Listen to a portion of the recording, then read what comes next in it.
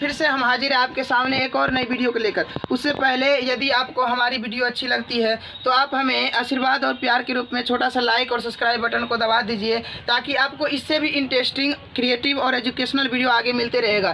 देखो, आज हम लोग पढ़ने जा रहे हैं 11th क्लास का, ये फर्स्ट क्लास है। तो हम लोग सबसे पहले पढ़ने जा रहे हैं साइंस क्या होता है। वो भी कौन सा क्लास है? फिजिक्स का पहला क्लास। केमिस्ट्री हम लोग पहले पढ़ रहे थे, आज क्या पढ़ना है? फिजिक्स का पहला चैप्टर पढ़ना है। तो उससे पहले हमको साइंस के बारे में जानना है कि साइंस होता क्या है। तो चलिए हम देखते हैं साइंस किसको कहते हैं। तो साइंस जो होता है, साइंस क्या होता है? साइंस का अगर हम परिभाषा कहें तो हम कह सकते हैं the regular knowledge of anything is called science. तो क्या कहें कि किसी भी चीज़ का, यानी द रेगुलर नॉलेज, किसी भी चीज़ का लगातार ज्ञान, किसी भी चीज़ का, देखो क्या कहता है, द रेगुलर नॉलेज यानी लगातार ज्ञान। किसका? तो किसी भी चीज़ का, किसी भी चीज़ के बारे में यदि हम रेगुलर ज्ञान प्राप्त करते हैं तो वो क्या कहलाता है?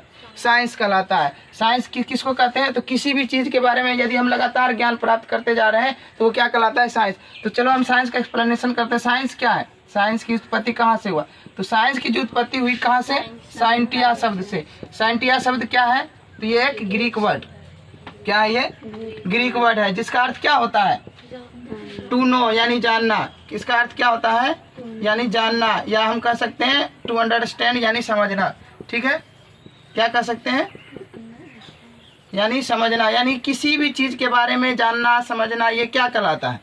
साइंस कहलाता है। या हिंदी में विश्लेषण करें तो वही बात हो गया विज्ञान, यानी किसी भी चीज़ का विशेष ज्ञान। तो सब चीज़ हमको एक ही और इशारा कर रहा है, क्या? साइंस क्या है? कुछ अलग सा नॉलेज। साइंस क्या है?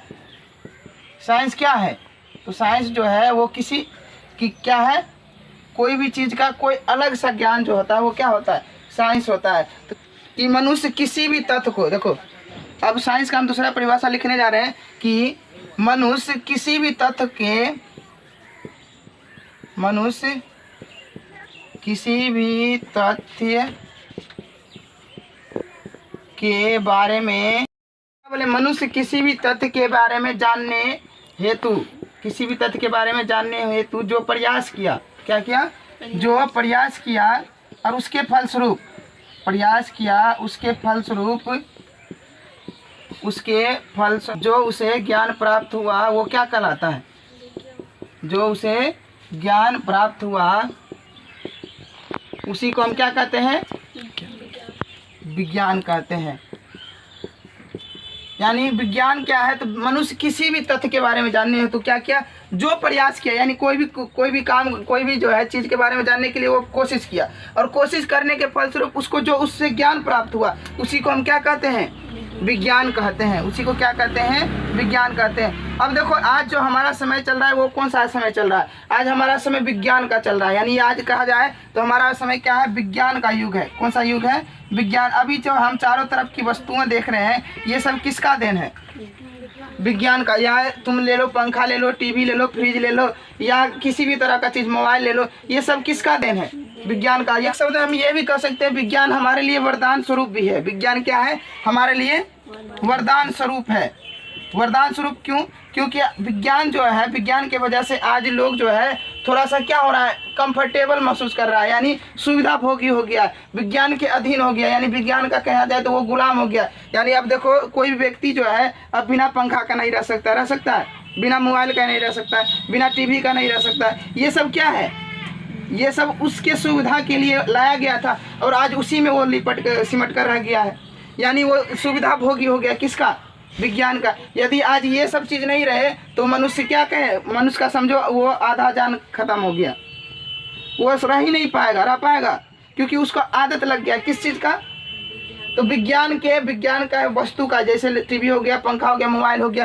तो ये सब क्या हो रहा है? और दूसरा, विज्ञान में क्या आ रहा है? नया नया आ रहा है तकनीक, जिसके कारण विज्ञान और बढ़ते जा रहा है। तो अब चलते हैं विज्ञान। तो हम समझ गए क्या होता है, विज्ञान से क्या फायदा है, विज्ञान और क्या क्या होता है। तो विज्ञान क्या किया? नए नए वस्तु को लाया, और जिससे लोगों क्या होते जा गए? उसके अधीन होते गए, उसका गुलाम होते गए। और विज्ञान क्या करता है? हमेशा एक नई नई चीज़ों को हमेशा खोज करते रहता है। विज्ञान क्या करता है, हमेशा आप जो है विज्ञान के बारे में जितना जानिए वो क्या है, कम है। उसके बारे में जितना आप पढ़ना चाहिएगा वो क्या है, कम है। तो अब चलते हैं विज्ञान के भाग के बारे में, यानी विज्ञान कितने प्रकार के होते हैं। ठीक है, विज्ञान के प्रकार के बारे में, किसके बारे में, विज्ञान के प्रकार के बारे में। तो विज्ञान के कितने प्रकार हैं, विज्ञान के जो है वो 2 प्रकार हैं। 2 प्रकार क्या क्या है, तो पहला है फिजिकल साइंस, फिजिकल साइंस, और दूसरा, पहला फिजिकल साइंस, दूसरा बायोलॉजिकल साइंस। दूसरा क्या है, बायोलॉजिकल साइंस। और फिजिकल साइंस क्या है, फिजिकल साइंस यानी ये भौतिक विज्ञान। क्या है, भौतिक विज्ञान। भौतिक विज्ञान किसको कहते हैं, तो भौतिक विज्ञान जिसके अंतर्गत हम लोग अध्ययन करते हैं किसके बारे में, तो निर्जीव वस्तुओं के बारे में। जिसके अंतर्गत हम लोग किसके बारे में अध्ययन करते हैं, निर्जीव वस्तुओं का अध्ययन, निर्जीव वस्तुओं का अध्ययन करने जिसमें करते हैं वो क्या कहलाता है, वो कहलाता है फिजिकल साइंस। और बायोलॉजिकल साइंस क्या है, तो इसको हम कहते हिंदी में कहते हैं जीवीय विज्ञान। क्या कहते हैं, जीवीय विज्ञान। और इसके अंतर्गत हम क्या करते हैं, सजीव वस्तुओं का अध्ययन करते हैं। किसका, सजीव वस्तुओं का, सजीव वस्तुओं का अध्ययन जिस विषय में करते हैं उसको क्या कहते हैं, विज्ञान, ये जीवीय विज्ञान कहते हैं। तो अब फिर है ये जो है भौतिक विज्ञान। अब हमको ये भौतिक विज्ञान के अंतर्गत पढ़ना है, तो क्योंकि हमको अब अभी चल रहा है किसके बारे में, फिजिक्स के बारे में। तो फिजिक्स किसके अंतर्गत आता है, तो भौतिक विज्ञान के अंतर्गत आता है। अब कहेंगे भौतिक विज्ञान का कितना प्रकार है, तो भौतिक विज्ञान का जो है वो पहला प्रकार क्या हो गया, फिजिक्स हो गया। क्या हो गया, फिजिक्स हो गया। दूसरा क्या हो गया, केमिस्ट्री हो गया। तीसरा क्या हो गया, जियोलॉजी हो गया। चौथा क्या हो गया, ज्योग्राफी हो गया। पांचवा क्या हो गया, एस्ट्रोनॉमी हो गया। और छठा क्या हो गया, एस्ट्रोलॉजी। छठा क्या हुआ, एस्ट्रोलॉजी। अब देखो यहाँ पर फिजिक्स क्या है, फिजिक्स यानी भौतिक, भौतिकी। और केमिस्ट्री, रसायन शास्त्र, केमिस्ट्री, रसायन शास्त्र। और ये क्या है, जियोलॉजी। जियोलॉजी मतलब क्या हुआ, भूगर्भ शास्त्र। क्या हुआ, भूगर्भ शास्त्र। और फिर आगे क्या है, ज्योग्राफी। ज्योग्राफी मतलब, ज्योग्राफी मतलब भूगोल, ज्योग्राफी मतलब भूगोल। और फिर एस्ट्रोनॉमी मतलब ज्योतिष शास्त्र, एस्ट्रोनॉमी मतलब ज्योतिष शास्त्र। और एस्ट्रोलॉजी मतलब ज्योतिष विज्ञान। ये सब किसके अंतर्गत आता है, ये सब किसके अंतर्गत आता है। तो अब चलो इसमें देखते हैं फिजिक्स। फिजिक्स की क्या है, तो फिजिक्स हम नेचर और नेचुरल फेनोमेना यानी प्रकृति और प्राकृतिक घटना के बारे में पढ़ते हैं। इसको अभी यही डिटेल में पढ़ना है। केमिस्ट्री क्या हुआ, जिसमें हम लोग के तत्वों के बारे में पढ़ते हैं, जितना भी रासायनिक यौगिक सब है इसके बारे में पढ़ते हैं। जियोलॉजी क्या है, तो जियोलॉजी मतलब भूगर्भ यानी धरती के अंदर वाले चीज़ के बारे में पढ़ते हैं। और भूगोल, ये ज्योग्राफी क्या, तो धरती का कंस्ट्रक्शन क्या कैसा है, धरती के अंदर क्या क्या, धरती के जो है ऊपर क्या क्या पाया जाता है, धरती का वायुमंडल कैसा है, तो वो सब पढ़ते हैं ज्योग्राफी में। एस्ट्रोनॉमी क्या हुआ और एस्ट्रोलॉजी क्या होती है, ये दोनों जो है वो अंतरिक्ष विज्ञान से संबंधित है। फिर आता है जीवीय विज्ञान। बायोलॉजिकल साइंस को भी 2 भागों में बांटा गया। कौन कौन, मुख्य रूप से कितने 2 भाग में बांटा गया, कौन कौन, पहला है जूलॉजी, दूसरा बॉटनी। अब जूलॉजी क्या होता है, तो जिसमें हम लोग जंतु का अध्ययन करते हैं, जिसमें हम लोग जंतु यानी जो सांस लेता है, चलता फिरता है। और बॉटनी में हम लोग वनस्पति यानी इसमें पेड़ पौधे के बारे में अध्ययन करते हैं। तो अभी हमको किसके बारे में पढ़ना है, अभी हमको पढ़ना है फिजिक्स के बारे में। तो चलो फिजिक्स के बारे में पढ़ते हैं। फिजिक्स क्या है, फिजिक्स क्या है, तो फिजिक्स जो है, फिजिक्स का हिंदी क्या हो गया, भौतिकी। फिजिक्स क्या है, तो फिजिक्स जो है नेचुरल फेनोमेना को हम क्या कहते हैं, natural phenomena is called physics.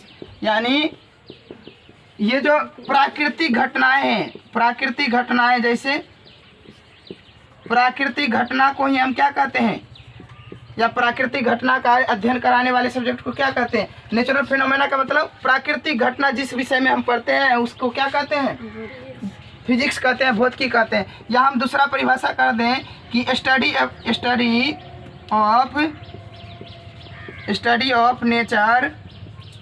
Of nature and it's law it's law natural phenomena, natural phenomena is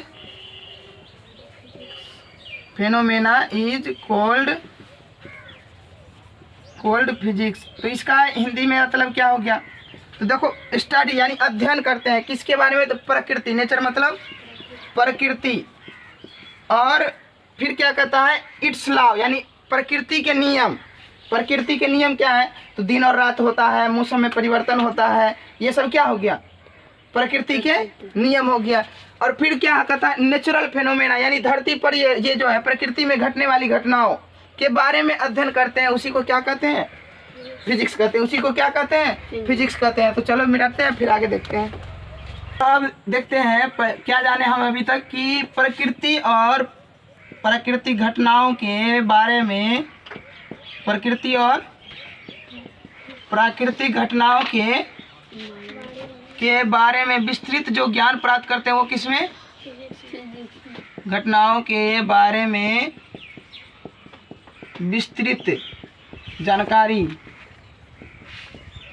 किससे मिलता है? भौतिकी यानी फिजिक्स से। अब फिर देखो प्राकृतिक घटना क्या क्या है। ये प्राकृतिक घटना क्या क्या है? तो कई सारे घटना जो हम घट रहा है, यानी जो है ये जैसे सूर्य है, सूर्य के चारों तरफ कौन चक्कर लगा रहा है? कई सभी ग्रह लगा रहे हैं, उसमें पृथ्वी एक ग्रह है, पृथ्वी के चारों तरफ कौन चक्कर लगा रहा है? सूर्य लगा रहा है। तो अब मान लो कि अब हुआ क्या, वो ये फिजिक्स में, और वो जो है ऑब्जर्व करना शुरू किया। क्या किया? ऑब्जर्व करना शुरू किया, यानी वो देखना चाहा कि ये आखिर दुनिया है क्या, दुनिया आखिर क्यों बनाया गया है। तो उसने, किसी वैज्ञानिक ने देखा तो वो बताया क्या कि सूर्य के चारों तरफ जो है पृथ्वी घूमती है। क्या कहा? कि सूर्य जो है, सूर्य के चारों तरफ क्या करती है? पृथ्वी घूमती है। एक वैज्ञानिक आया और वो क्या बोल दिया? पृथ्वी किसके चारों तरफ घूमती है?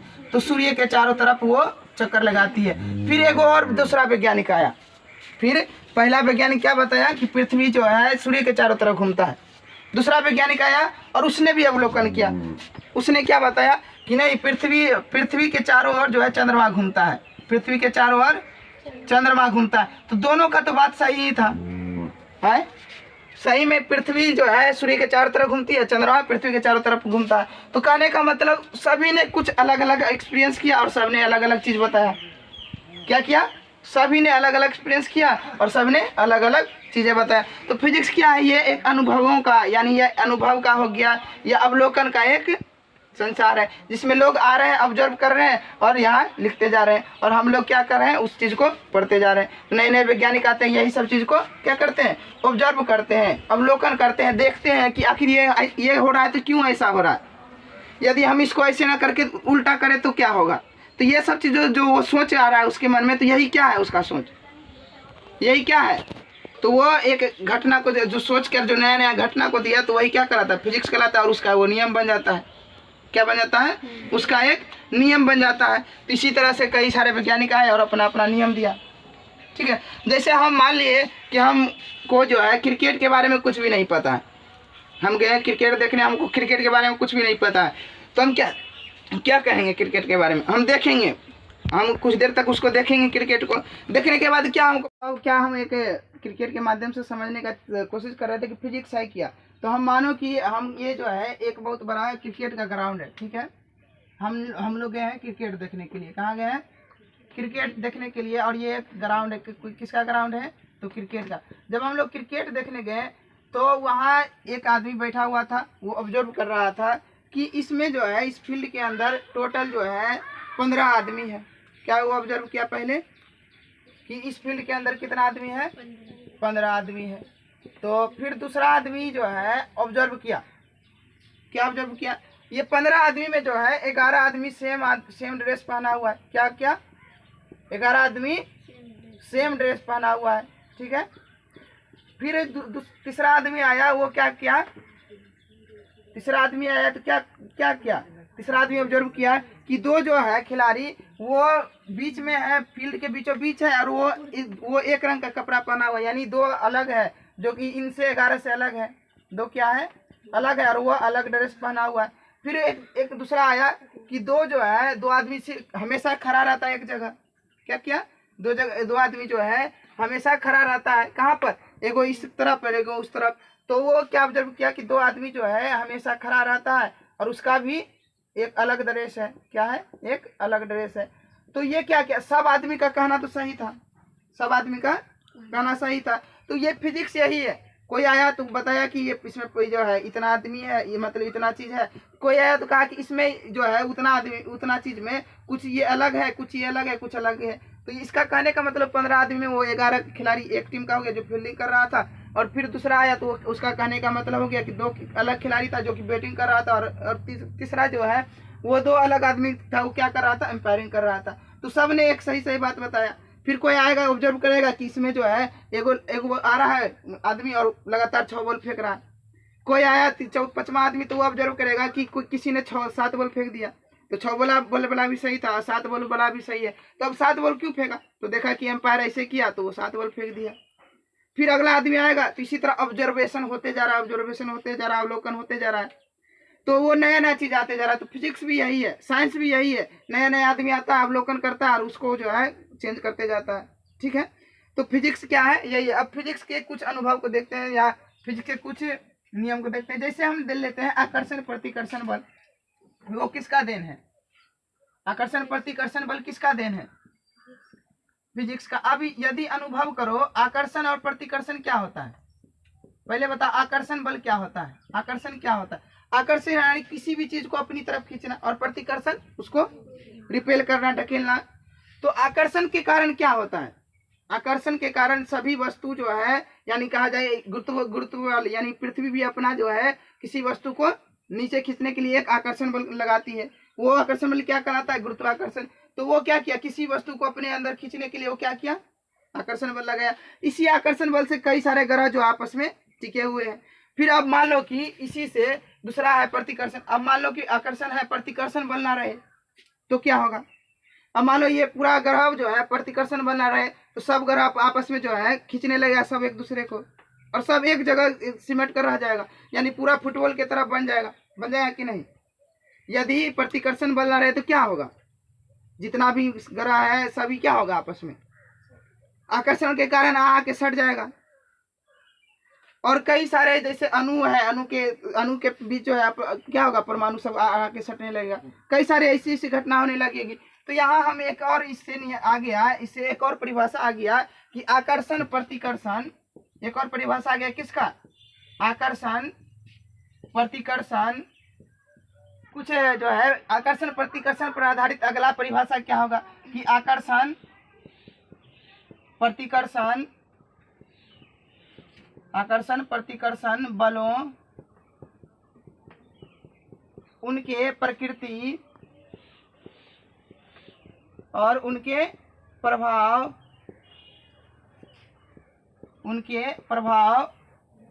तथा उनके परिमाणों को क्या कहेंगे, परिमाणों को भौतिकी का, या कहेंगे उनके परिमाणों का अध्ययन, उनके परिमाणों का अध्ययन क्या कहलाता है, भौतिकी कहलाता है।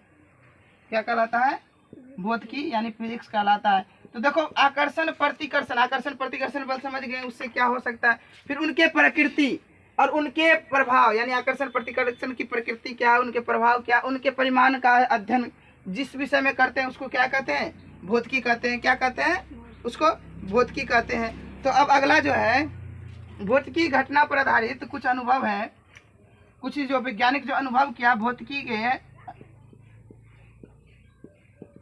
के आधार पर कुछ अनुभव किया। पहला क्या कि पृथ्वी सभी वस्तु को जो है अपने और खींचती है। क्या करती है, पृथ्वी सब जो है सभी वस्तु को, यदि हम कोई भी वस्तु को ऊपर फेंकें या गाछ, हम देखे होंगे वृक्ष से भी कोई भी चीज गिरता है तो कहाँ गिरता है, पृथ्वी सभी वस्तु को क्या करती है, नीचे खींचती है। तो किसी ने आया और ये अनुभव किया और वो उसको क्या नाम दे दिया, क्या नाम दे दिया कि वो कहा कि पृथ्वी के अंदर जरूर ना कुछ शक्ति है, तभी ना वो अपनी और किसी चीज को खींच रही है? तो वो उसको क्या बता दिया कि पृथ्वी का जो बल होगा वो क्या कहलाएगा, गुरुत्व बल होगा, जिसके कारण वो किसी वस्तु को खींचेगा, या इसको हम कह सकते हैं गुरुत्वाकर्षण बल होगा, गुरुत्वाकर्षण कर्षण बल होगा, जिसके कारण वो क्या करेगा, किसी वस्तु को अपने अपने किसी वस्तु को अपने अधीन खींचेगा, यानी नीचे खींचेगा, पृथ्वी की ओर खींचेगा। फिर दूसरा अनुभव देखते हैं, तो दूसरा अनुभव हम देखते हैं कि जल का बूंद हमेशा गोलाकार बनता है। जल का बूंद किसी ने आया और ऑब्जर्व किया, जल के बूंद क्या बनते हैं हमेशा, तो गोलाकार। तो उसने सोचा कि ये गोलाकार ही क्यों बनते हैं, जल का बूंद गोलाकार क्यों बनते हैं, ये जो है वो वर्गाकार, वृत्ताकार, आयताकार, ये वर्गाकार या आयताकार क्यों नहीं बनते हैं। यानी कहने का मतलब जल का बूंद जो है गोलाकार ही हमेशा क्यों बनता है, वर्गाकार भी बनना चाहिए, आयताकार भी बनना चाहिए। तो उसने कहा कि जरूर इसमें क्या लगता है, पृष्ठ तनाव लगता है, जिसके कारण ये क्या हो जाता है, पृष्ठ तनाव के कारण जल का बूंद गोलाकार हो जाता है।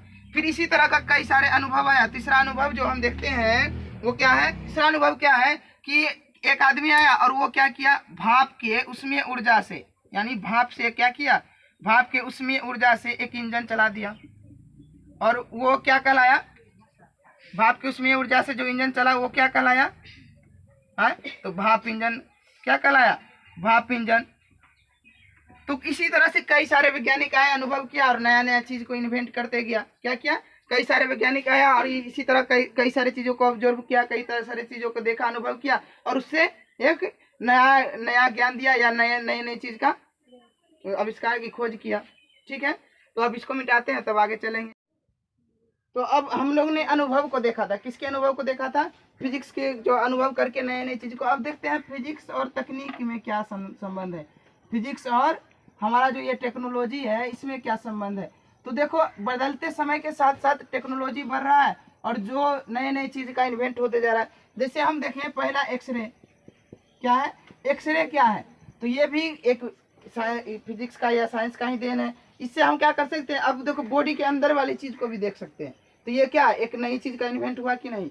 अब देखते हैं इलेक्ट्रिक बल्ब, क्या है, इलेक्ट्रिक बल्ब, ये क्या है, तो ये भी क्रांति ला दिया कि टेक्नोलॉजी बढ़ते गया और हम लोग ने इन्वेंट किया, ये वैज्ञानिकों ने क्या इन्वेंट किया, एक इलेक्ट्रिक बल्ब लाया, जिसके कारण वो देखा कि इलेक्ट्रिक बल्ब जब भी जलाया तो पूरा ज़्यादा प्रकाश हुआ, उससे जो है पहले वाली जो है चीज़ों से वो ज़्यादा प्रकाश दिया, ज़्यादा रोशनी फैलाया और वो बहुत आसान था यूज करना।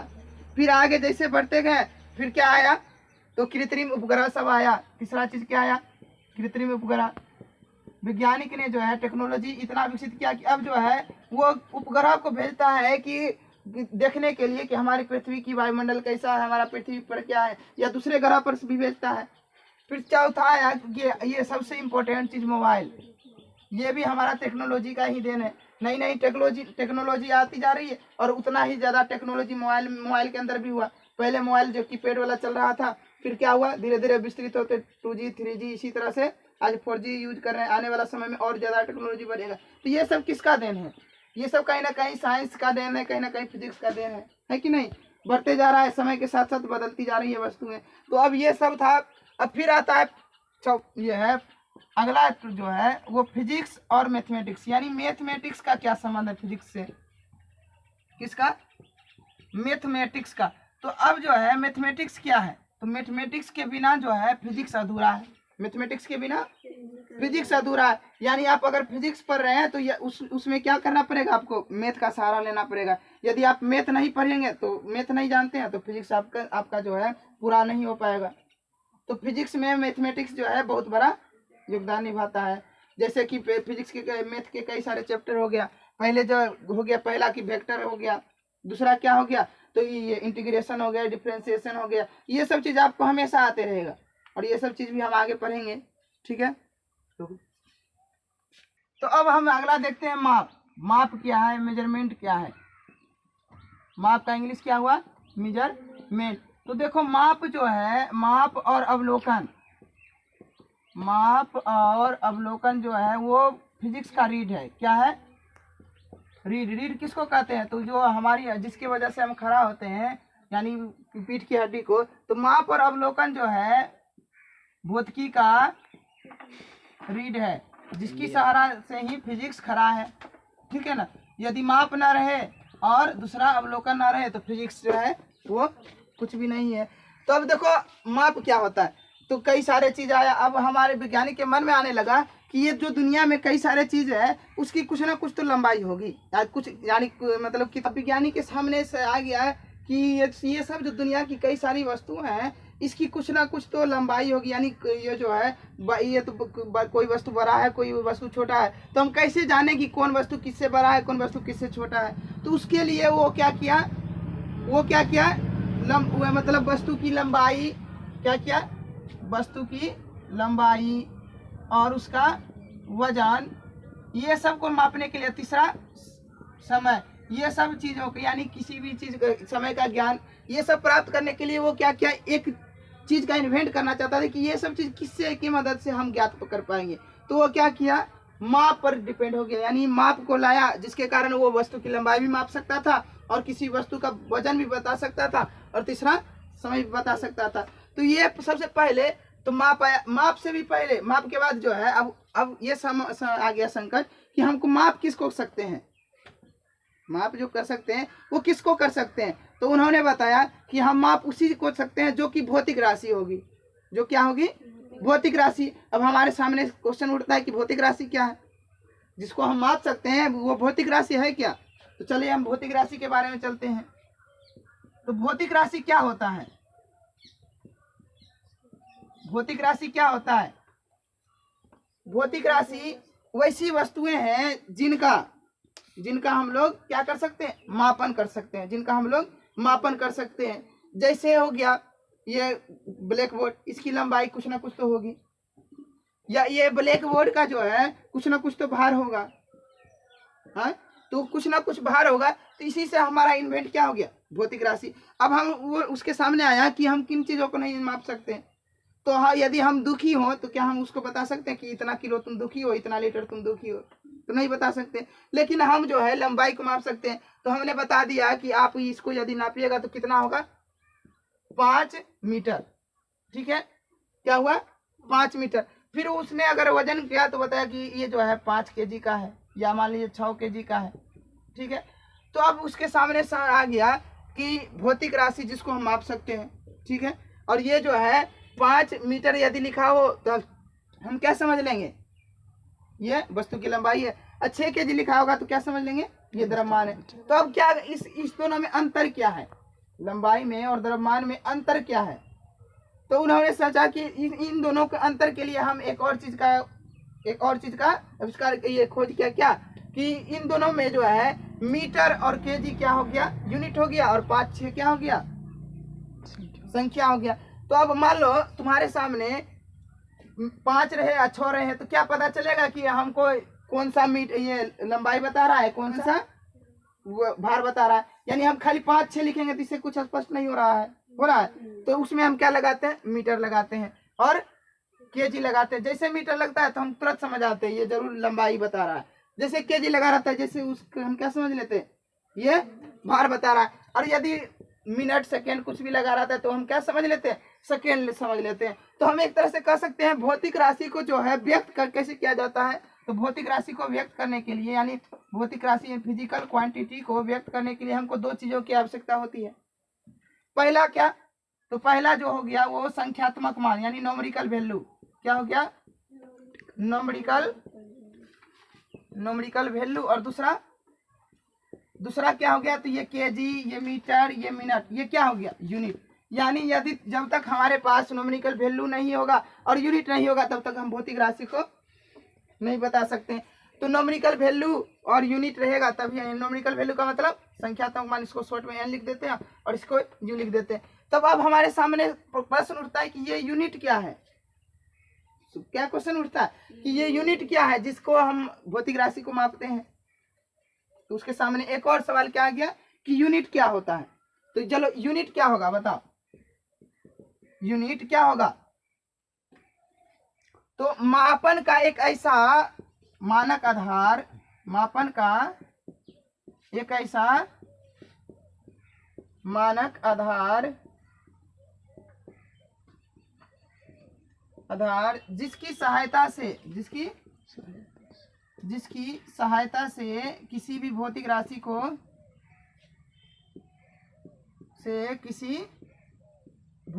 को क्या किया जाता है, भौतिक राशि को व्यक्त किया जाता है, भौतिक राशि को व्यक्त किया जाता है। ठीक है, अब देखो मापन का क्या कह रहा है, मानक का एक ऐसा मापन का एक ऐसा मानक आधार, मानक आधार मतलब फिक्स क्वांटिटी यानी जो है स्टैंडर्ड बेस, यानी जिसको कि मान लिया जाए और सभी जगह समान हो। मान लो कि यदि हम यहाँ पर माप रहे हैं मीटर में और कोई चीज ना मापेगा सेंटीमीटर में, तो वो दोनों क्या सेम होगा। तो इसीलिए वो क्या बनाया, एक नया चीज बनाया, क्या, मानक आधार। यानी जो है मापन जो होगा वो किसके आधार पर होगा, मानक आधार पर होगा। यानी कहीं भी यदि मापिएगा तो उसके लिए एक क्वांटिटी फिक्स कर दिया कि यदि आप जो है ये जो है इस बोर्ड का यदि इतना लंबाई लेते हैं तो उसको आप 1 मीटर कह देंगे, क्या कह देंगे। तो इसको जो है हम आगे अभी बताएंगे कि वो वैज्ञानिक से बैठ के जो है क्या किया, बैठ के मीटिंग किया आपस में कि 1 मीटर क्या होगा, और फिर 1 मीटर को ज्ञात कर लिया तो क्या कहा कि उसको यदि हम 100 टुकड़ा करेंगे तो इसको यदि हम 1 मीटर को 100 टुकड़ा करेंगे तो 1 मीटर क्या होगा, सेंटीमीटर होगा। तो इस तरह से हमारा क्या हुआ, यूनिट आया, यूनिट आया। फिर अब जो है हम देखते हैं आगे भौतिक राशि। तो यूनिट के आधार देखो आप अब क्या पढ़े थे, मापन। मापन के बारे में क्या जाने थे, मापन क्या है। तो मापन क्या है, मापन एक ऐसा मानक आधार है जिसकी सहायता से हम लोग भौतिक राशि को व्यक्त करते हैं, या हम कह सकते हैं मापन एक ऐसी मापन क्या बताएं, मापन का ऐसा मानक आधार जिसको कि गुणज के रूप में लिख सकता है, जिसको गुणज के रूप में लिख सकता है। किसके गुणज के रूप में, भौतिक राशि के गुणज के रूप में। फिर से देखो, मापन एक ऐसा मानक आधार है जिसके गुणज के रूप में भौतिक राशि को प्रदर्शित किया जाता है। किसको, भौतिक राशि को प्रदर्शित किया जाता है, उसे क्या कहते हैं, मापन कहते हैं। तो मापन समझ गए, यूनिट सब समझ गए। फिर आगे हम चलते हैं कि जो कुछ पद्धतियां, ठीक है, प्रसिद्ध पद्धतियां जिसकी वजह से मापन हुआ, यानी प्रसिद्ध पद्धति, किसके पद्धति, यानी मापन का कुछ प्रसिद्ध पद्धति जिससे कि हम लोग माप कर पाए किसी भी चीज का। तो पहला पद्धति आया हमारे सामने में सीजीएस। क्या आया, सीजीएस। अब सीजीएस क्या होता है, सीजीएस, सॉरी इससे भी पहले एक और लिखा था ना।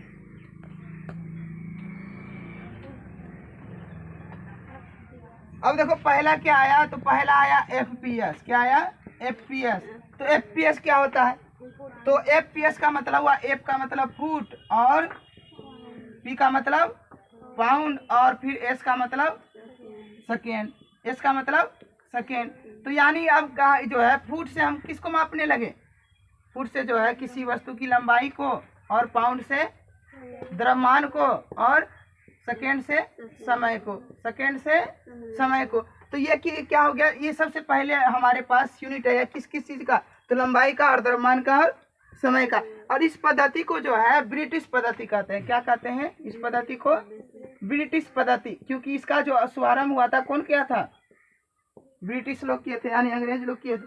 तो ये जो है इसमें कैसे फिक्स किया गया, तो उस समय जो है ब्रिटिश का जो सबसे ताकतवर लोग था, यानी ब्रिटिश का महाराज कहा जाए, तो उसके 1 फुट पर, यानी उसके पैर को लंबाई ले लिया और उसको क्या बोलने लगा वो लोग कि इसकी जो है उसके महाराजा, जो एक महाराजा था उसके फुट को, यानी उसके पैर को जो है माप लिया और कहा कि यहाँ इसके पैर की लंबाई को हम क्या कहेंगे, 1 फुट कहेंगे। तो उसके आधार पर वो क्या करने लगे, मापने लगे। और पाउंड को, यानी किसी भी भारी वाला वस्तु होगा तो उसको क्या किससे मापेंगे, तो किसी भी भारी वाला वस्तु को किससे मापेंगे, तो पाउंड से। फिर अब समय को किससे मापेंगे, सेकेंड से। फिर दूसरा हमारे पास यूनिट आया सीजीएस यूनिट। क्या आया, सीजीएस यूनिट। पहला क्या आया था, एफपीएस, और दूसरा क्या आया, सीजीएस यूनिट। अब सीजीएस यूनिट क्या होता है, तो सीजीएस यूनिट जो होता है इसका फुल फॉर्म हुआ सेंटीमीटर, और जी का मतलब ग्राम, और एस का मतलब सेकेंड। अब सेंटीमीटर से जो है इसमें किसको मापा जाने लगा, तो सेंटीमीटर से इसमें लंबाई को, इसमें ग्राम से द्रव्यमान को, और सेकेंड से समय को। और इस पद्धति को हम लोग कहने लगे मेट्रिक पद्धति। क्या कहने लगे, मेट्रिक पद्धति, यानी मेट्रिक सिस्टम, या इसको हम गॉसियन पद्धति भी क्या कहते हैं, गॉसियन, क्या कहते हैं इसको, गॉसियन पद्धति भी कहते हैं। तो इसमें हम लोग लंबाई को सेंटीमीटर में मापे, द्रव्यमान को ग्राम में और समय को सेकेंड में। अब तीसरा नंबर आता है इसकी सबसे लास्ट में क्या, MKS। क्या आया, MKS। एम का मतलब मीटर, एम का मतलब मीटर, के का मतलब किलोग्राम, के का मतलब किलोग्राम और इसका मतलब सेकेंड। यहाँ भी देखो मीटर से लंबाई को और किलोग्राम से द्रव्यमान को और सेकेंड से समय को। तो सभी लोगों ने जो है, सभी लोग देखो अपना अपना चीज को हथिया लिया। किसी ने फुट में मापा लंबाई को, तो किसी ने सेंटीमीटर में, तो किसी ने मीटर में। फिर क्या किया, किसी ने पाउंड में मापा द्रव्यमान को, तो किसी ने ग्राम में और किसी ने किलोग्राम में मापा। फिर देखो ये जो है समय को किसी ने सेकेंड में मापा, तो किसी समय जो है हमेशा तीनों के लिए हमेशा एक ही चीज रहा, सेकेंड। तो अब होने लगा कि पूरा जो संसार है यानी पूरी जो पृथ्वी है, तो इसमें सभी देशों में क्या होने लगा कि यूनिट के लेकर जो है एक बहुत बड़ा विवाद हो गया। अब मान लो कि इससे तो हम एक देश से दूसरे देश से व्यापार नहीं कर सकते हैं। अब हमारे पास कोई आया, हम मतलब ब्रिटिश का लोग, वो बोला कि आप हमको जो है 1 फुट कपड़ा दे दीजिए। क्या दे दीजिए, 1 फुट कपड़ा दे दीजिए। और हम लोग जानते हैं अगर सेंटीमीटर, हम लोग अगर सेंटीमीटर जानते हैं, तो कैसे हम जानेंगे कि वो 1 फुट क्या कहना चाह रहा है। वो खोज रहा है 1 फुट, हम जानते हैं सेंटीमीटर। तो इससे हमारा व्यापार या कम्युनिकेशन नहीं बन पाता था, इससे हमारा व्यापार नहीं चल पाता था, यानी एक देश दूसरे देश से व्यापार नहीं कर पाता था। तो इसके लिए उन्होंने क्या किया, 1960 में जो है एक बैठक बुलाया, सभी देशों के जो वैज्ञानिक सब थे उसका बैठक बुलाया, और उसने जो है एक नया पद्धति का शुरुआत किया। किस पद्धति का, नया पद्धति का शुरुआत किया। वो क्या था, एसआई सिस्टम। ये क्या था, एसआई सिस्टम। एक नया पद्धति का शुरुआत किया, वो क्या था, एसआई सिस्टम। तो एसआई सिस्टम जो है MKS पर आधारित है। ठीक है, किस पर आधारित है, MKS पर। तो वो जो बैठक बुलाया, तो उसके अनुसार वो फिक्स कर दिया कि देखिए अब जो है ये विवाद खत्म होना चाहिए। अब हम लोग फिक्स कर देते हैं कि सबका यूनिट, इसका ये यूनिट होगा, इसका ये यूनिट होगा, और पूरी देश में जो है अब यही यूनिट चलेगा। क्या चलेगा, पूरे देश में ये यूनिट चलेगा। तो अब हम लोग ऐसा यूनिट देखते हैं। तो अब देखो एसआई सिस्टम जो आया ये कब आया, 1960 के दशक में। कब आया, 1960 के दशक में। तो उसमें क्या कहा गया कि एसआई यूनिट जो है ये जो होगा वो वैलिड होगा कहाँ पर, पूरे देश में, सभी देशों में वैलिड होगा। यानी इसको कहा जाने लगा इंटरनेशनल सिस्टम। इंटरनेशनल, आई का मतलब इंटरनेशनल और एस का मतलब सिस्टम। यानी अब ये जो चलेगा पूरा देश में, सभी देशों में जो है अब यही सिस्टम चलेगा। क्या चलेगा, और इस पर फिक्स कर दिया गया कि अब जो है इसमें एसआई सिस्टम के अनुसार, एसआई यूनिट के अनुसार जो है लंबाई को हमेशा अगर मापना है तो किस में मापना है, तो मीटर में मापना है।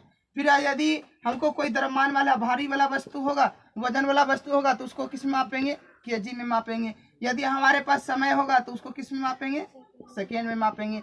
तो अब ये सब का यूनिट फिक्स कर दिया गया, ये सब का यूनिट फिक्स कर दिया गया। अब फिर से हम एक बार चलते हैं भौतिक राशि की तरफ। अब जो है भौतिक राशि के प्रकार के बारे में चलते हैं। तो चलो,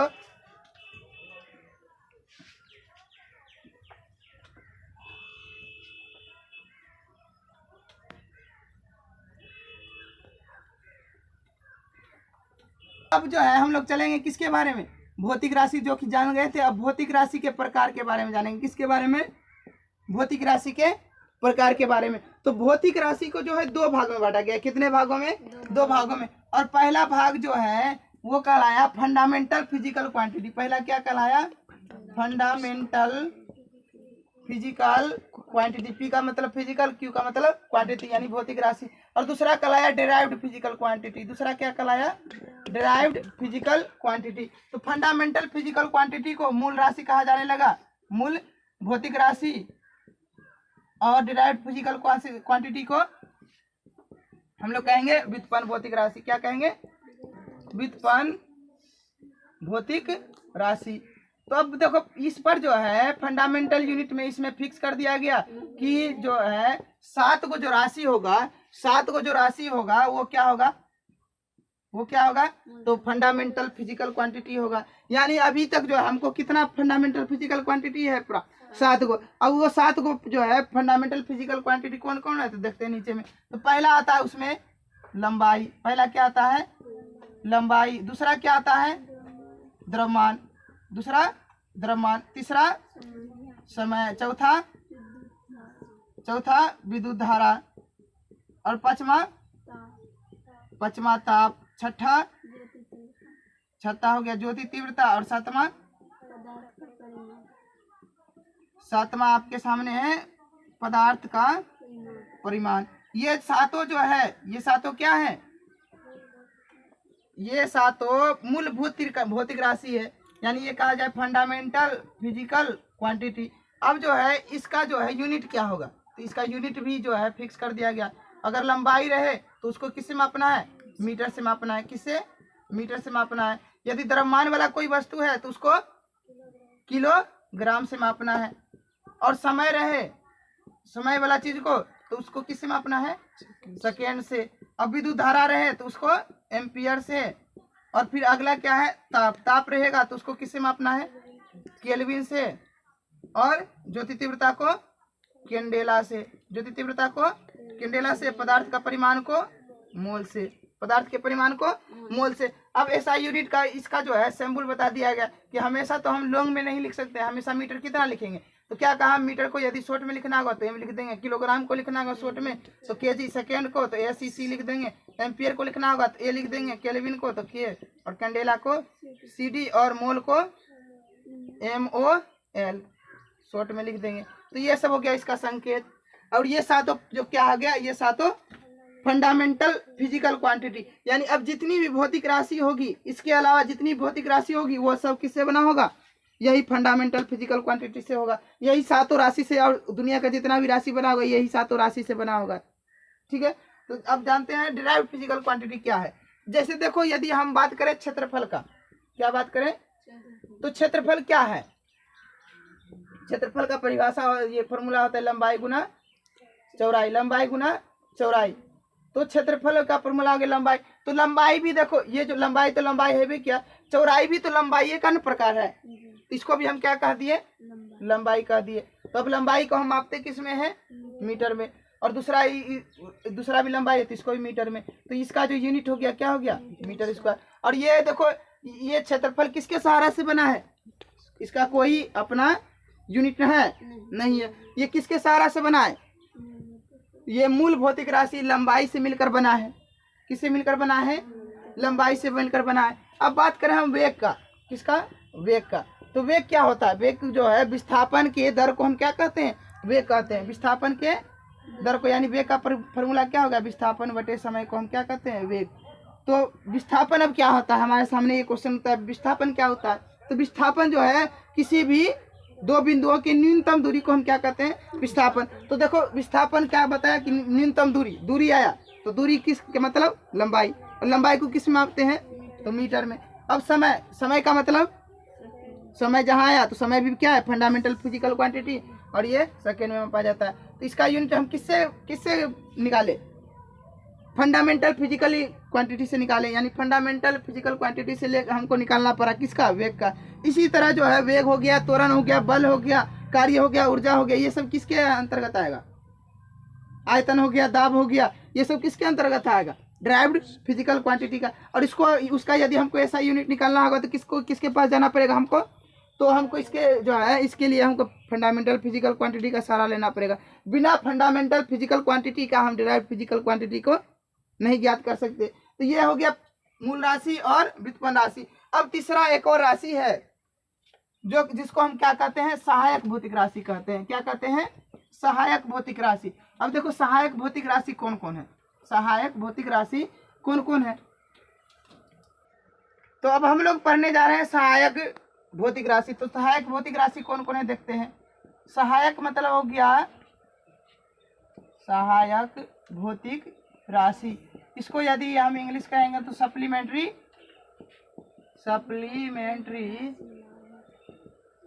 फिजिकल क्वांटिटी। ठीक है, सप्लीमेंट्री मतलब ये जो है सिर्फ सहायता करता है। इसको जो है ना फंडामेंटल में रखा गया, ना ड्राइव्ड में रखा गया है।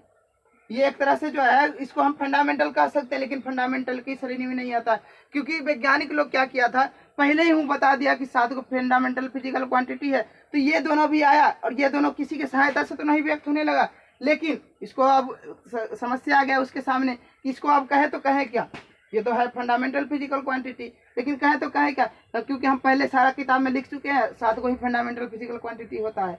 तो उन्होंने क्या कहा, इसका नाम अलग से रख दिया सहायक भौतिक राशि। क्या रख दिया? सहायक भौतिक राशि। अब इसके अंतर्गत 2 चीज आता है, पहला आता है समतल कोण, पहला क्या आता है? समतल कोण, और दूसरा आता है घन कोण। पहला क्या आता है? समतल कोण और दूसरा घन कोण। समतल कोण यानी सॉलिड एंगल और दूसरा घन कोण, या सॉरी, पहला आता है समतल कोण। समतल कोण को हम कहते हैं प्लेन एंगल, समतल कोण को प्लेन एंगल, और दूसरा घन कोण को क्या कहते हैं? Solid angle. अब इसका यूनिट भी फिक्स कर दिया गया। अब इसका यूनिट क्या होता है? तो जहां भी समतल कोण हमको मिले, समतल कोण का यूनिट हम क्या लिख देंगे? रेडियन। क्या लिख देंगे? रेडियन। और घन कोण का स्टेरेडियन, स्टेरेडियन। और इसको यदि शॉर्ट में लिखना होगा, सिंबल में लिखना होगा, तो सिंबल इसका क्या हो जाएगा? रेडियन का RAD और स्टेरेडियन का SR। ये हो गया इसका सिंबल। अब समतल कोण क्या होता है? तो दो जो है, दो कोण, दो भुजा के बीच जो कोण होता है, जैसे हम ये जो क्या, ये क्या हो गया? ये क्या हो गया? समतल, यानी ये किसी भी प्लेन पर बना हुआ कोण को क्या कहेंगे? समतल कोण। किसी भी प्लेन पर बना हुआ कोण को क्या कहेंगे? समतल कोण। तो समतल कोण क्या होता है? तो समतल कोण का जो है परिभाषा, यानी प्लेन एंगल का जो है, प्लेन एंगल का जो है परिभाषा दिया गया कि आर्क यानी चाप, ये जो होता है ये क्या कहलाता है? चाप। चाप बटे त्रिज्या को हम क्या कहेंगे? चाप। ये हो गया चाप, आर्क मतलब ये चाप हो गया, और नीचे वाला ये क्या हो गया? रेडियस। रेडियस, और ये भी रेडियस हो गया। तो प्लेन एंगल किसको कहेंगे? तो चाप बटे त्रिज्या को। और दूसरा स्टेरेडियन क्या होता है? तो हम लोग शंकु देखें, शंकु इस तरह से गोल होता है, उसके अंदर वाला कोण को क्या कहेंगे? घन कोण। अब देखो घन कोण क्या होता है? घन कोण यानी ये जो शंकु के आकार का होता है और शंकु के अंदर वाला कोण। तो यदि हम शंकु का फिगर बनाए और इसके अंदर वाला ये जो कोण होगा, ये क्या कहलाएगा? ये क्या कहलाएगा? घन कोण। अब तो घन कोण का क्या परिभाषा हुआ? तो घन कोण बराबर हम कह सकते हैं कि क्षेत्रफल बटे त्रिज्या का स्क्वायर, यानी रेडियस का स्क्वायर। क्षेत्रफल का बताओ क्या होता है फॉर्मूला? 4 पाई R स्क्वायर, और रेडियस का स्क्वायर कितना है? R square. तो R स्क्वायर कट गया, तो बताओ ये कितना मान निकला? 4 पाई। किसका मान निकला? 4 पाई। शंकु के घन कोण का, यानी घन कोण का मान कितना होगा? 4 पाई। पाई का मतलब 180 डिग्री, पाई का मतलब 180 डिग्री। उसी प्रकार यहाँ रेडियन है, तो रेडियन का क्या मान होता है? यहाँ पर जो है रेडियन का मान 2 पाई होता है। रेडियन मतलब 2 पाई बराबर 1 रेडियन। 2 पाई बराबर 1 रेडियन। ठीक है। तो अब चलते हैं हम, ये हो गया सहायक भौतिक राशि। अब हम चलते हैं किसके तरफ? ऐसा यूनिट हम समझ लिए, भौतिक राशि समझ लिए। अब हम लोग चलते हैं डायमेंशन के तरफ, जो मोस्ट इम्पोर्टेंट है। क्या है? मोस्ट इम्पोर्टेंट है। तो चलो चलते हैं। तो अब जो हम लोग पढ़ने जा रहे हैं क्या? बीमा। अब क्या पढ़ने जा रहे हैं? बीमा, जो कि मोस्ट इम्पोर्टेंट है। ठीक है। तो बीमा अब क्या हुआ? अब देखो सारा देश जो है के बीच में अब विवाद चलने लगा कि हम जो है लंबाई को मापेंगे तो मीटर में, चाहे सारा चीज आने के बाद भी। और किसी ने कहा नहीं, हम लंबाई को सेंटीमीटर में मापेंगे। तो किसी ने फिर कहा हम लंबाई को फुट में मापेंगे। तो इसमें इसके बीच संबंध बताने के लिए जो है बीमा का शुभारंभ, यानी बीमा को शुरुआत किया गया। तो बीमा क्या होता है? बीमा किसी भी फिजिकल क्वांटिटी को जो है बताता है कि इसमें जो है कितना मीटर है और कितना, यानी कहा जाए कितना लंबाई है इसकी और कितना इसका भार है और कितना इसमें समय लगा, यानी तीनों चीज को जो है एक घात के रूप में व्यक्त करता है। यानी कहा जाए भौतिक राशि को एक घात के रूप में व्यक्त करता है। कौन? डायमेंशन। तो कहता है आपको जिसमें मापना है मापिए, जिसमें मापना है मापिए। लेकिन हम बीमा को लाड़ दिए हैं, यानी आप किसी में नापिएगा तो हम बीमा की मदद से समझ लेंगे कि आपका कितना ये मीटर है और कितना सेंटीमीटर है। तो चलो अब देखते हैं मीटर और सेंटीमीटर में अंतर क्या होता है। तो देखो बीमा जो है, बीमा जितने भी 7 फंडामेंटल फिजिकल क्वांटिटी थे उसका बीमा क्या होता है, सबसे पहले उसका बीमा निकाला।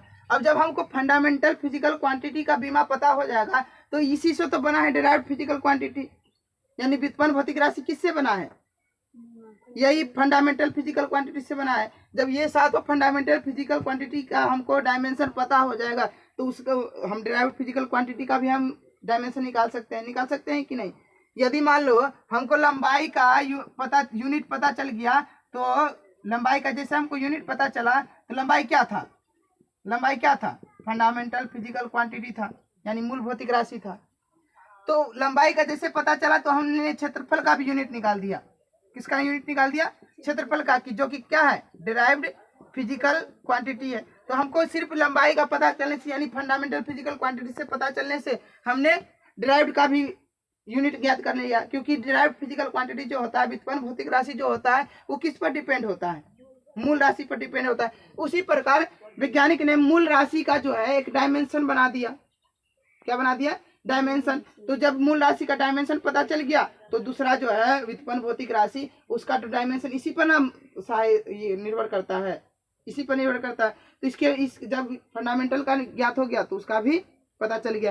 तो देखो फंडामेंटल फिजिकल क्वांटिटी का बीमा क्या होता है। तो पहला है फंडामेंटल फिजिकल क्वांटिटी, वो जो 7 है वो क्या क्या है, चलो लिखते हैं फिर से। तो पहला क्या है फंडामेंटल फिजिकल क्वांटिटी, पहला है लंबाई, दूसरा है द्रव्यमान, तीसरा समय, चौथा ताप, पांचवा विद्युत धारा, छठा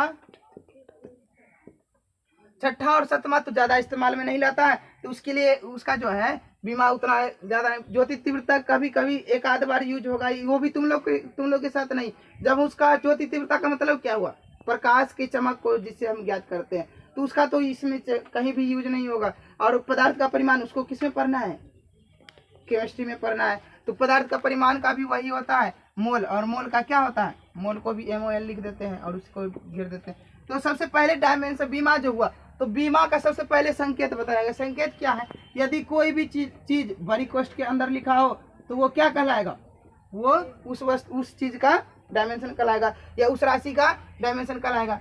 चलो पहले लंबाई का डायमेंशन देखते हैं। लंबाई का डायमेंशन जो है बता दिया गया। लंबाई का इंग्लिश क्या होता है, लेंथ होता है। लंबाई का इंग्लिश लेंथ। तो इसका पहला अक्षर लेके और उसको बड़ी कोष्ठ के अंदर रख दिया गया। तो ये क्या, किसका हो गया डायमेंशन, लंबाई का। फिर दूसरा आया द्रव्यमान। द्रव्यमान का इंग्लिश क्या होता है, मास। तो इसका पहला जो लेटर है उसको लेकर उसको किसके अंदर रख दिया गया, बड़ी कोष्ठ, उसको बड़ी कोष्ठ के अंदर। तो ये किसका, ये जो हो गया डायमेंशन हो गया द्रव्यमान। बीमा को किसके अंतर्गत लिखना है, MLT के। MLT के क्यों, क्योंकि हम ज्यादातर जो है यूज होता है द्रव्यमान का और लंबाई का और समय का, इसीलिए हम हमेशा किसके फॉर्म में लिखते हैं, MLT के फॉर्म में। जहां भी देखिए होगे डायमेंशन किसके फॉर्म में लिखा रहता है, डायमेंशन के फॉर्म में। बीमा निकाले तो क्या निकला, L2 निकला। क्या निकला, L2। अब इसको लिखना है तो किस फॉर्म में लिखना है हमको, MLT के फॉर्म में। तो यहाँ पर तो M है नहीं, तो हमने क्या करेंगे हम M को 0 के रूप में लिख देंगे। अब किसी भी संख्या पर यदि 0 पावर के रूप में तो उसका मान क्या होता है, 1। इससे कोई फर्क नहीं पड़ा। फिर L को लिखना है तो L2 और T के ऊपर 0। तो ये हो गया MLT के फॉर्म में बन गया। यानी हमको जहाँ भी अब बीमा मिलेगा तो वो किस फॉर्मेट में मिलेगा, तो MLT के पावर के रूप में। तो हम कह सकते हैं M पर पावर A, L पर पावर B और T पर पावर C। जहाँ M क्या है, जहाँ M द्रव्यमान को दर्शाता है, जहाँ M किसको, द्रव्यमान को, और L लंबाई को, और T समय को, और ABC क्या दर्शाता है, तो ABC इनके घात को, ABC इनके घात को दर्शाता है। तो ये था हमारा फंडामेंट, ये जो था डायमेंशन था। अब डायमेंशन किसका किसका निकाला जाता है और डायमेंशन का यूज कहाँ कहाँ किया जाता है। तो डायमेंशन जो होता है वो जो होता है किसी भी भौतिक राशि को के फार्मूला को सिद्ध करने के लिए, यानी किसी फार्मूला सही है कि नहीं उसका जांच के लिए भी यूज किया जाता है। ठीक है, वो हम अगला क्लास में पढ़ेंगे। ठीक।